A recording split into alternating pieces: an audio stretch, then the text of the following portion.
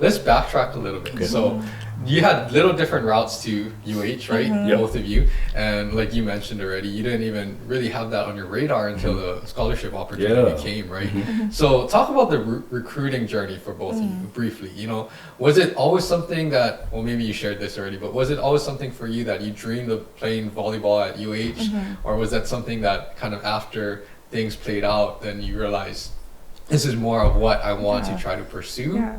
Well, growing up, I remember watching like Lily Kahumoku, like that era with Lauren Duggins coming out. Like we were just talking about this. Like, that was such an elite year. Like it was such a year that I remember like watching and going to camps and seeing them, and I was like, wow, this is something that I want. So as a girl growing up, I always like dreamt of playing in the Stan Sheriff. Like my mom played there, and just being a part of that UH volleyball era would be amazing. So that was my goal. You know, coming out of high school, I didn't have the opportunity to come in. It was a walk-in. Dave offered me a walk-on position, but I had a scholarship offer from St. Mary's in California. So I went there for a few years, but my heart kept pulling me home. I was like, no, like this is what you want. So one day there was snow, long story short, there was snow and it never snows in Moraga. And I was like, Mom, this is my sign. I'm coming home. Like it's my time to come home. So that's when I made the choice to come home in 2010 and play here. And that was probably the best decision I ever made. Yes. Because I got to meet this guy. So it's been a route, but ultimately I got to come home and... Got it. Awesome. Did you play 1 or 2 seasons of I played 2 seasons at St. Mary's, So was it always in the back of your mind too, like even before that day that it snowed, that I want to transfer maybe one day? Yeah, I loved it there. Like my coaches were awesome, my teammates were awesome, but yeah, it just was in the back of my head. Like I'm so close to my family too, so it's like, like I always had that tug to come home. Got it. Yeah. How did that play out? Like besides, you know, the snow day, right? Oh yeah. How did that play out? Like actually transferring back, and were you in touch with the coaches, and you know, was it an opportunity that it was way better than I guess what you were offered your senior year in high school? So when I called, well, first I talked to my St. Mary's coach and asked him for a transfer. That was a hard talk. And he made me go to the locker and tell my team on my own that I was transferring. So after that, I called Dave to let him know, like, hey, is it okay if I come home?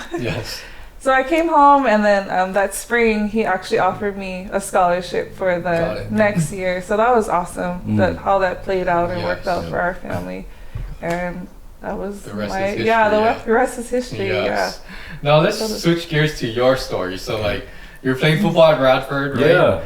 Did you know of or have any idea that you had what it took to play at the next level? No, I didn't. So you were just playing football. So, I was just playing because it was fun, and it was something that, you know, I was, I guess, decent at, you know, made me popular.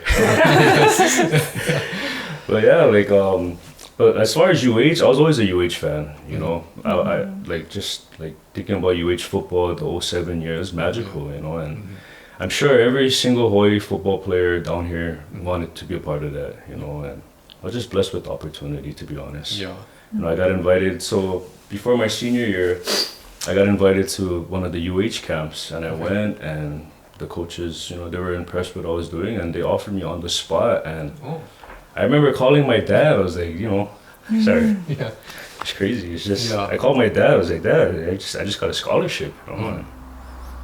It was surreal. And that kind of changed a lot of things, right? Because like you said, it was a different path. It was a totally different path that I was looking at, you know, and it was good. And, you know, that offer kind of opened up the door to other schools looking at me, and got it. Huge blessing, man. Huge blessing. And that's a tribute to all of your hard work, and you know, even though you weren't looking at that at that time, right? It's still, you know, all of the hard work that you put in and your performance and all of that. Did you have other offers to decide? I had a few others. I got offered from UH, and then I actually committed early because, you know, I wanted to wear that black and green, you know. And I had some other schools that came in late.